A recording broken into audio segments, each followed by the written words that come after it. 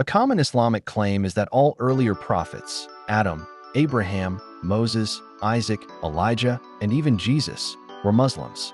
The argument is usually simple. They worshipped one God and bowed in prayer, therefore they must have been Muslims. But does that claim hold up historically, linguistically, or theologically? Let's examine it carefully. Point 1.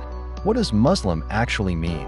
To be a Muslim, by definition, a person must accept the Quran as divine revelation, recognize Muhammad as the final messenger of God, practice Islamic rituals such as the 5 daily prayers, salat, follow Islamic law, Sharia. These elements define Islam. Without them, the term Muslim loses all meaning. 2. Chronology. Islam begins in the 6th to 7th century. Historically, Islam did not exist before the time of Muhammad. Muhammad lived in the 6th to 7th century CE.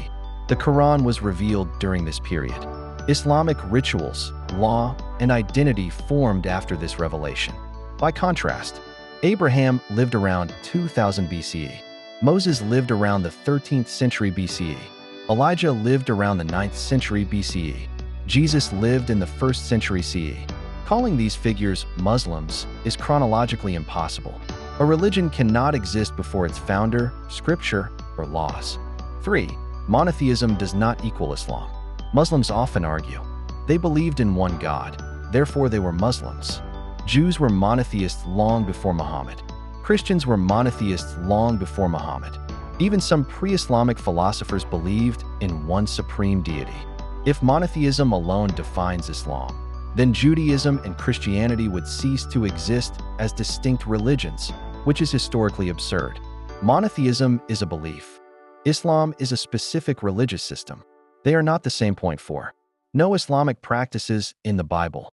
None of the biblical prophets practiced Islam as defined by Islamic theology. They did not speak Arabic. They did not read or recite the Quran. They did not pray 5 daily salat prayers. They did not face Mecca. They did not fast Ramadan. They did not go on Hajj. They did not recognize Muhammad as a messenger of God.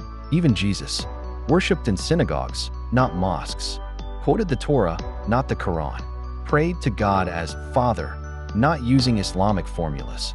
These facts alone make the claim untenable. Point 5. Redefining history after the fact. The claim that all prophets were Muslims relies on retroactive redefinition. Calling Abraham a Muslim is like calling Socrates a Christian or Newton a Muslim.